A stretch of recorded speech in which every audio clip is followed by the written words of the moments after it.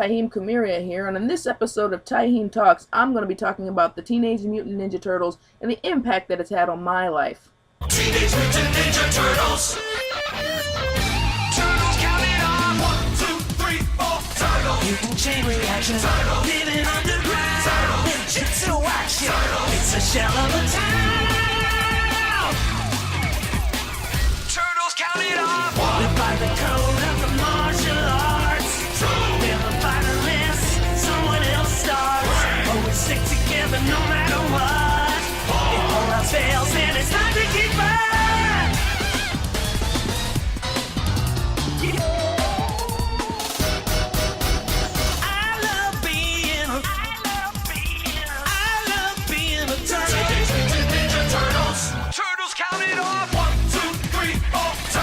There's no one better. Turtles. Watch out for Shredder. Turtles. They're like no others. Turtles. There's Teenage Brothers. 1, 2, 3, 4. 1, 2, 3, 4. Teenage Mutant Ninja Turtles. Journey back with me, if you will. The time is 1980 whatever, the mid to late 80s. And there I am, a young boy in junior high trying to find his way. Okay, I'm stopping the accent now.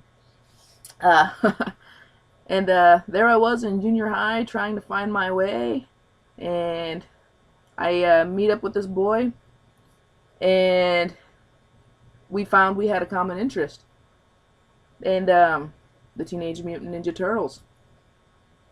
And we would sit together all day whenever we had a free period and just talk about Ninja Turtles and ideas that would just storm through our head and what we would like to, the direction we would like to take the Turtles in and all this good stuff and their adventures.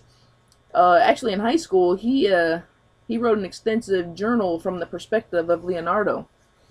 I still have it actually, and there would be like he would draw with like a red pen, little blood stains on it, like a diary kind of, and it, you know, chronicling Leo's journeys throughout this particular day. And me and him together, we would create whole new worlds for the Ninja Turtles, and he would draw the pictures, and I would color them, my trusty colored pencils, and that's what we would do. And we brought in another friend. We actually created a whole new written language back in junior high to pass notes that we named for the Turtles. We called it Tellurian, and it's kind of, we were children. What are we gonna do? But you know, we would take on the persona, you know, in gym class and all that, of these characters. I was, of course, Raphael. My first friend was Leonardo, and the other one was more smart, and so he was Donatello of the group. We didn't have a Michelangelo. We was just a threesome. We were lonely, lonely children. We were sad, pathetic little children. But we had fun doing it. So much so that after the first film came out, that in gym class, rather than really participate in gym unless it was like forced gym, if it was just like free gym and we just do whatever we want, rather than, you know, play basketball with the other kids, we would go into the equipment room and just act out this movie every day, because that's what it meant to us. Rather than, you know, go out and get exercise, we would do pretend ninjutsu and play Ninja Turtles.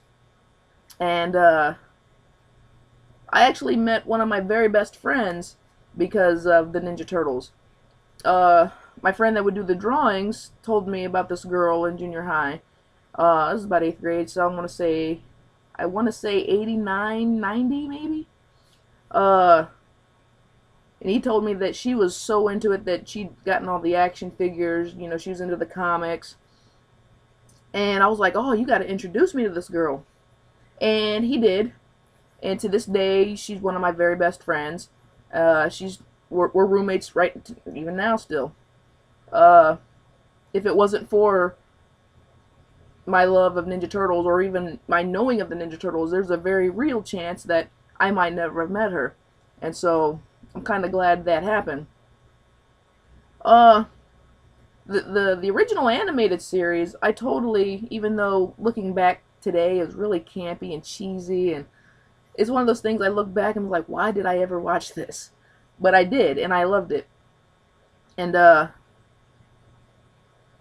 that I just recently read lasted 10 seasons until 1996, which blew my mind because '96 I was already a year out of high school, but I thought the series didn't even last that long. Uh, and of course there was the live action movie, and that was just a great movie.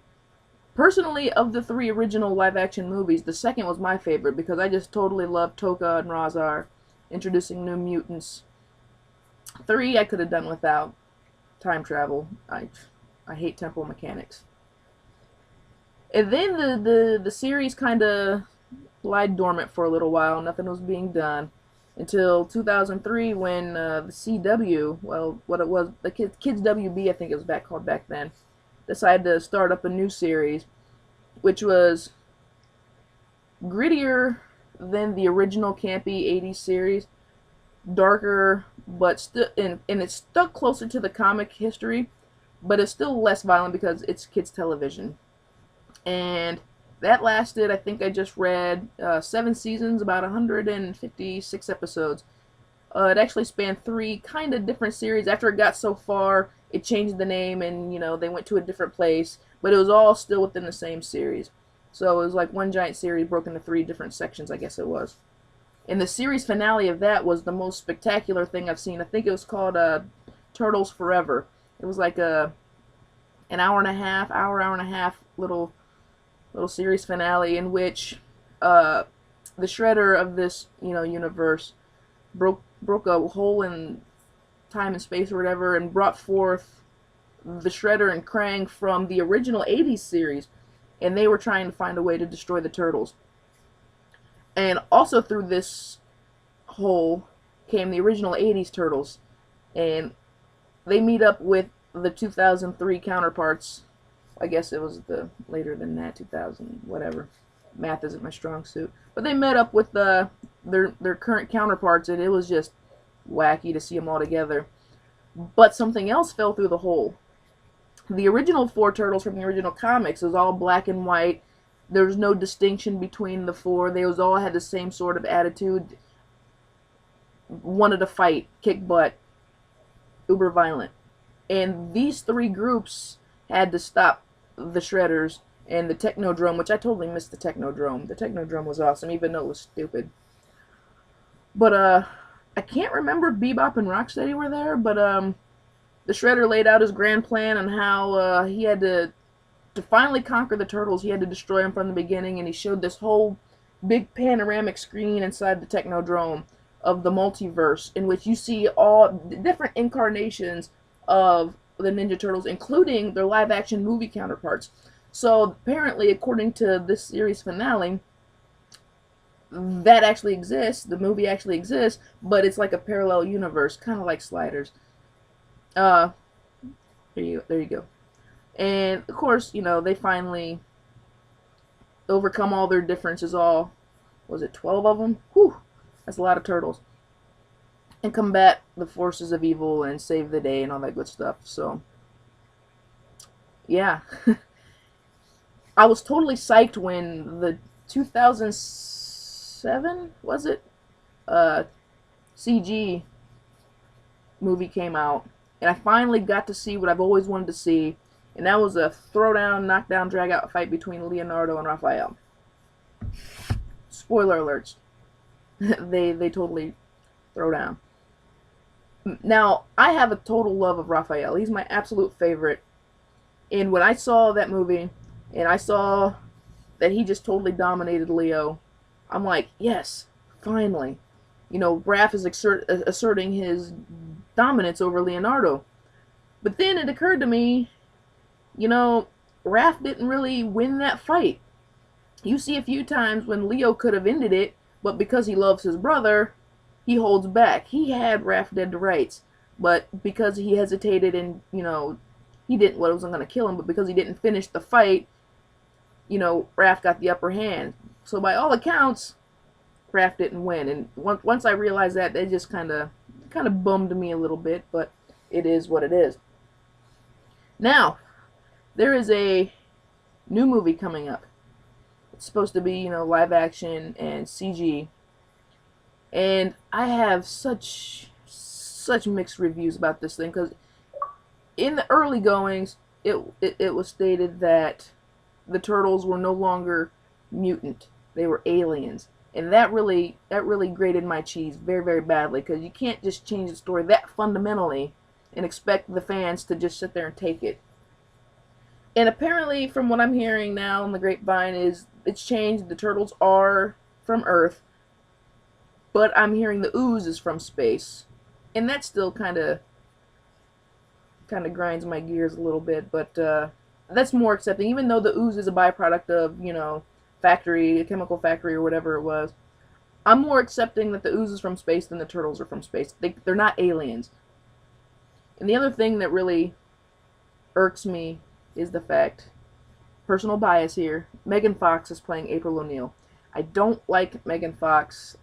I didn't like her in the Transformers. I thought the movie could have done better without her.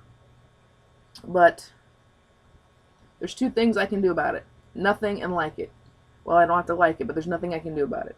I have to accept Megan Fox as April O'Neil, and I'm curious as to which incarnation of April they're going to give, because as of this date, there's a new series on Nickelodeon, in which we see a new version of April. There's been the TV reporter April O'Neil. There's been the scientist April O'Neil, which I think was the original version of her, and in the 2000 series. And now in this new series on Nickelodeon, there's a teenage version of her, which I personally like better, because as far as this particular new series on Nickelodeon goes, because it gives her a chance to actually, because she's about the same age as the turtles, so it gives her a chance to grow up with them instead of knowing them as an adult. But being that it's Megan Fox, she's going to be an adult, so I don't know if they're going to go scientist, reporter, or make something new. But it should be action-packed. The turtles are apparently supposed to be trying to stop an alien threat. Maybe that's where the ooze comes into play, and who knows. But I think that's all I want to discuss today about the Ninja Turtles. Keep watching. If you have a suggestion for me that you'd like me to talk about in a future episode, comment in the comment section below. You don't have to be clean, but I do ask, please, please, please be respectful. Let's not resort to names. We're grown. Well, most of us are grown here. So tune in next time, and have a great day, and cowabunga, dude. Bye, everybody. Teenage Mutant Ninja Turtles. Teenage Mutant Ninja Turtles. Heroes in a half shell. Turtle power. They're the world's most fearsome fighting team. We're really hip. They're heroes in the half shell, and they're green. Hey, get a grip. When the evil Shredder attacks, these turtle boys don't cut them no slack. Teenage Mutant Ninja Turtles. Teenage Mutant Ninja Turtles. Splinter taught them to be ninja teens. He's a radical rat. Leonardo